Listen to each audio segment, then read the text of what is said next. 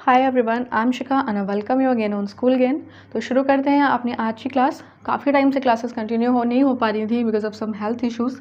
तो आज हम स्टार्ट करने वाले हैं अपना बहुत ही इंपॉर्टेंट और बेसिक टॉपिक जो कि है फंडामेंटल राइट्स। फंडामेंटल राइट्स आप सभी को पता होगा, इसे हिंदी में बोलते हैं मौलिक अधिकार।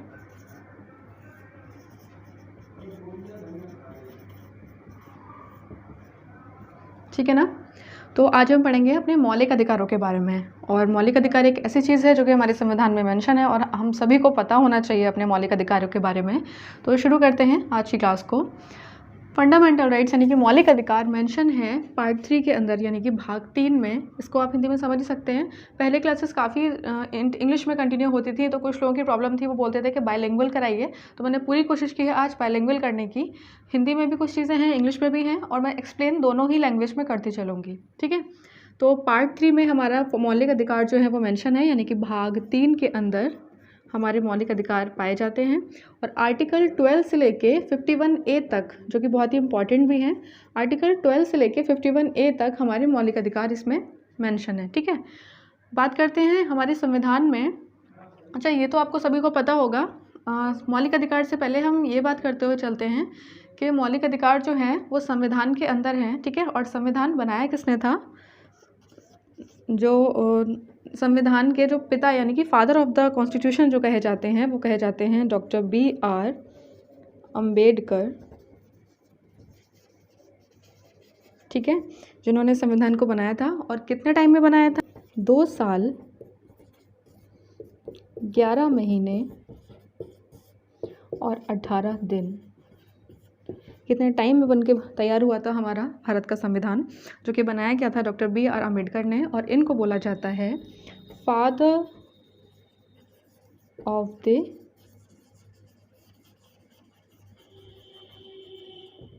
कॉन्स्टिट्यूशन। ठीक है। संविधान का पिता कहा जाता है डॉक्टर B.R. अम्बेडकर को, और इन्होंने ये बनाया था 2 साल 11 महीने 18 दिन में। बहुत ही इंपॉर्टेंट क्वेश्चन है एग्ज़ाम के लिहाज से। और पढ़ते हैं आगे। संविधान में जो मौलिक अधिकार हैं उनको कहाँ से लिया गया है बेसिकली? तो ये लिया गया है USA से। USA यानी कि यूनाइटेड स्टेट ऑफ अमेरिका का जो संविधान है, वहाँ पे जो मौलिक अधिकार जो दिए गए हैं उससे इंस्पायर्ड होके लिया गया है। अपने भारत के संविधान के अंदर जो मौलिक अधिकार हैं वो इंस्पायर्ड हैं, यानी कि आइडियलाइज़ किए गए हैं USA के संविधान से, USA के कॉन्स्टिट्यूशन से। ठीक है। तो सबसे पहले विकास की बात करें तो सबसे पहले विकास कहाँ हुआ था मौलिक अधिकारों का? वो हुआ था ब्रिटेन के मैग्ना कार्टा में। मैग्ना कार्टा क्या होता है? ये एक तरीके का अधिकार पत्र होता है जो उस ज़माने में जो भी मतलब उस समय जो रूल करता था, शासन करता था, वो अपनी प्रजा के लिए कुछ अधिकारों की घोषणा करता था। और उसके लिए वो एक पत्र यानी फिर कुछ भी मतलब अधिकारों को लिखित रूप से टाइप कराता था, जिसको बोलते थे मैग्ना कार्टा। ठीक है। तो सबसे पहले कहाँ देखने को मिलते हैं मौलिक अधिकारों का विकास? ब्रिटेन में 2015 AD यानी मैग्ना कार्टा के अंदर। ठीक है। अब बात करते हैं भारत में मौलिक अधिकारों की मांग। भारत में मौलिक अधिकारों की मांग सबसे पहले उठी थी 1895 में। किसके अंदर? कॉन्स्टिट्यूशन बिल के अंदर, यानी कि संविधान का जो संवैधानिक एक बिल पास किया जा रहा था। संवैधानिक बिल जो पास किया जाने की कोशिश थी, उस समय पास नहीं हुआ था। उस समय कांग्रेस ने मांग की थी, यानी कि इसकी बात की थी मौलिक अधिकारों के बारे में 1895 में। ठीक है। कांग्रेस ने कॉन्स्टिट्यूशन बिल के अंदर। फिर 1925 में एनी बेसेंट ने सबसे पहले FR यानी कि फंडामेंटल राइट्स की बात कही। एनी बेसेंट ने 1925 के अंदर।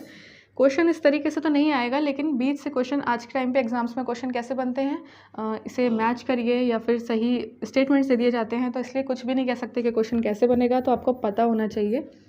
1928 में नेहरू रिपोर्ट जो बनाई गई थी, उसमें मिस्टर ML नेहरू यानी कि मोतीलाल नेहरू जी ने बात की थी मौलिक अधिकारों के बारे में 1928 में। उसके बाद फाइनली 1931 में जो कॉन्फ्रेंस हुआ था, यानी कि कराची कॉन्फ्रेंस, कराची का जो अधिवेशन हुआ था, उसके अंदर सबसे पहले प्रस्ताव पारित किया गया था मौलिक अधिकारों का। ठीक है। रिजोल्यूशन ऑफ फंडामेंटल राइट पास किया गया कराची अधिवेशन के अंदर। कब? 1931 में। इंपॉर्टेंट डेट है ये, इंपॉर्टेंट ईयर है ये। उसके बाद 1946 में जब कॉन्स्टिट्यूशन असेंबली बनी, जिसको हिंदी में हम बोलते हैं संविधान सभा। ठीक है। संविधान सभा जब बनी 1946 में, उस समय उसके उसके साथ ही साथ क्या हुआ, बहुत सारी समितियों को बनाया गया, यानी कि बहुत सारी कमिटीज़ को बनाया गया। और उसमें एक कमेटी थी हमारी FR कमेटी, मैंने शॉर्ट में लिखा हुआ है, इसका मतलब है फंडामेंटल राइट कमेटी, यानी कि मौलिक अधिकार समिति। ठीक है, इसको हिंदी में लिखने की ज़रूरत नहीं है, समझ जाएंगे वैसे तो आप। मौलिक अधिकार समिति, ठीक है। मौलिक अधिकार समिति का गठन हुआ। मौलिक अधिकार समिति जो थी, इसके जो अध्यक्ष बनाए गए वो बनाए गए थे वल्लभ भाई पटेल जी। ठीक है, मिस्टर वल्लभ भाई पटेल को इसका अध्यक्ष बनाया गया था। किसका? मौलिक अधिकार समिति का। कब? 1946 में, जब संविधान सभा का गठन हुआ। उसके अंतर्गत बहुत सारी कमिटीज़ बनाई गई और उस कमेटी का जो अध्यक्ष बनाया गया, यानी कि मौलिक अधिकार समिति उनमें से एक कमेटी थी, उसके अध्यक्ष थे वल्लभ भाई पटेल। ठीक है, तो ये सारी चीज़ें हमारी ब्रीफली कंप्लीट होती हैं। तो अब बात करते हैं मौलिक अधिकार होता क्या है। ठीक है, व्हाट इज़ फंडामेंटल राइट। मौलिक अधिकार जो होते हैं वो एक तरीके की होती है sense of security. Sense of security से मतलब है ये लोगों के अंदर सुरक्षा की भावना पैदा करते हैं। ठीक है, लिखा हुआ भी है, ये लोगों के अंदर सुरक्षा का भाव देने वाले अधिकार होते हैं। मतलब सुरक्षा का भाव देने वाले कि अगर आप किसी राष्ट्र के निवासी हैं, आप जैसे भारत में रहते हैं हम, तो मुझे कुछ ऐसे फंडामेंटल राइट्स प्राप्त हैं हम सभी को कि हमारे जो हमारी मूलभूत आवश्यकताएं हैं उनका कोई हनन नहीं कर सकता। ठीक है, उनसे हमको कोई वंचित नहीं रख सकता। तो ये लोगों के एक सेंस ऑफ सिक्योरिटी देते हैं, यानी कि सुरक्षा का भाव उनको पैदा करते हैं। ठीक है, जैसे कि हमारा एजुकेशन है, ठीक है, एजुकेशन है, पोषण है, ये हमारी क्या है, फंडामेंटल राइट्स हैं। ठीक है, तो बाकी आगे एक्सप्लेन करेंगे अच्छे से, एक एक फंडामेंटल राइट को अच्छे से पढ़ते हुए हम चलेंगे। तो राज्य के विरुद्ध प्राप्त अधिकार भी फंडामेंटल राइट्स ही कहलाते हैं। जैसे कि अगर आप कुछ काम करते हैं या फिर आपने कुछ ऐसा काम कुछ भी किया और उसमें आप राज्य ने, मतलब आपको ऐसा लगा कि राज्य के जो लॉज हैं उसके अंतर्गत आपको लग रहा है कि ये आपके फंडामेंटल राइट्स यानी मूलभूत अधिकारों को अगर उसके अगेंस्ट ये कुछ है, तो आप सेंट्रल में या फिर कहीं भी सुप्रीम कोर्ट में जाके अपने उसके खिलाफ कोई भी एक्शन ले सकते हैं और वहाँ पे याचिका दायर कर सकते हैं कि इससे मेरे फंडामेंटल राइट्स का हनन हो रहा है या फिर ये मुझे वंचित कर रहा है समाज के बाकी वर्गों से। तो ये हो गया राज्य के विरुद्ध प्राप्त अधिकार। ठीक है, बाध्यकारी अधिकार, मतलब ये कंपल्सिव, बाध्यकारी का मतलब है कंपल्सिव, ये कंपल्सिव राइट्स हैं।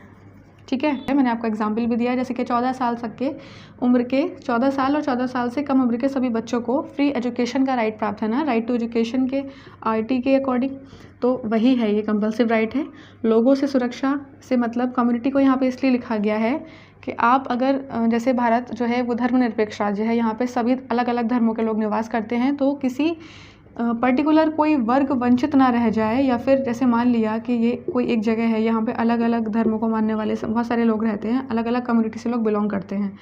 तो अगर ये लोग अपने आप को ज़्यादा पावरफुल समझने लगें और इन लोगों का शोषण करने लगें, तो ये लोग तो फिर दबे कुचे बचेंगे ही नहीं। इसके लिए तो ये फंडामेंटल राइट्स हैं, इसके लिए ये हर बंदे के पास हैं इक्वली।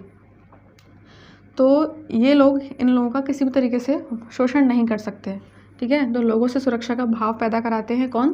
फंडामेंटल राइट्स, यानी कि मौलिक अधिकार।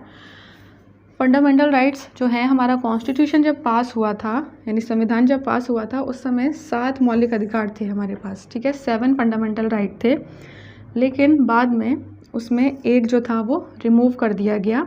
वो कौन सा था? राइट टू प्रॉपर्टी, यानी कि संपत्ति का अधिकार। संपत्ति का अधिकार जो था वो फंडामेंटल राइट से निकल गया। तो अभी हमारे पास कितने बचे फंडामेंटल राइट्स? करंट में हमारे पास 6 फंडामेंटल राइट हैं। और ये क्यों निकाला गया? कौन से संविधान संशोधन, यानी कि हिंदी में हम इसे बोलते हैं संविधान संशोधन। ठीक है, और इंग्लिश में इसको बोलते हैं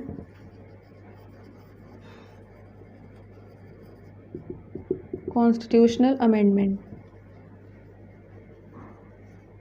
ठीक है, तो संविधान संशोधन यानी कि कॉन्स्टिट्यूशनल अमेंडमेंट, कौन से संविधान संशोधन के अंतर्गत इसको हटाया गया? 44th कॉन्स्टिट्यूशनल अमेंडमेंट के अंदर 1978 में।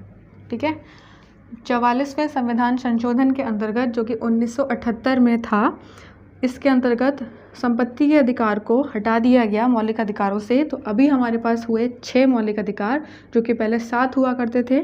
और राइट टू प्रॉपर्टी जो है वो अब क्या बन गया है, लीगल राइट बन गया है, यानी कि ये एक कानूनी अधिकार बन चुका है। अब ये मौलिक अधिकार नहीं है, ये कानूनी अधिकार है, जो कि आता है आर्टिकल 300A के अंदर। ठीक है, तो ये था हमारा एक ब्रीफ इंट्रोडक्शन मौलिक अधिकारों के बारे में। तो फाइनली ये होते हैं हमारे 6 फंडामेंटल राइट्स, जिनको हम हिंदी में बोलते हैं मौलिक अधिकार।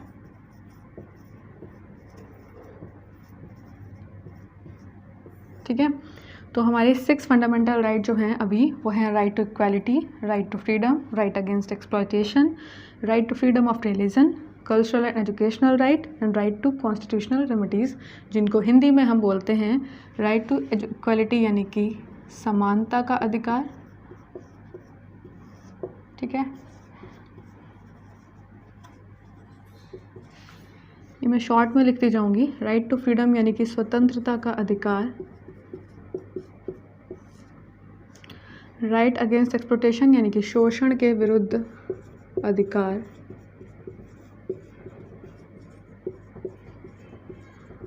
ठीक है, right to freedom of religion यानी कि स्वतंत्र रूप से अपना धर्म चुनने का अधिकार, धर्म का अधिकार। एग्जैक्टली इसका हिंदी में टर्म क्या है, आई होप यही हो।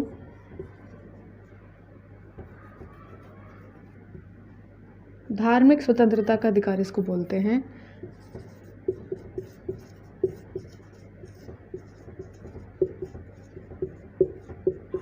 ठीक है, धार्मिक स्वतंत्रता का अधिकार। कल्चरल एंड एजुकेशनल राइट यानी कि सांस्कृतिक और शैक्षणिक अधिकार, सांस्कृतिक व शैक्षणिक अधिकार। और राइट टू कॉन्स्टिट्यूशनल रेमेडीज़ यानी कि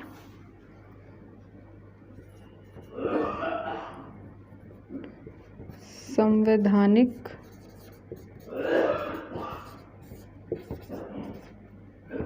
उपचारों का अधिकार।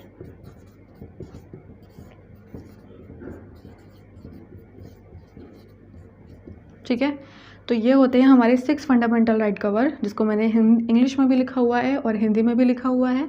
आई होप आपको समझ में आए हों। तो ये कवर होते हैं हमारे 1 से लेके 6 तक फंडामेंटल राइट। नेक्स्ट क्लास में मिलते हैं अपने फर्स्ट फंडामेंटल राइट के साथ, यानी कि राइट टू इक्वालिटी। एक्सप्लेन करेंगे इसको और अच्छे से बात करेंगे, इसके ऊपर डिस्कशन करेंगे। तो तब तक के लिए थैंक यू, और वीडियो को लाइक शेयर करना ना भूलें और सब्सक्राइब करना ना भूलें, और प्लीज़ शेयर भी कीजिए अगर अच्छे लगे तो।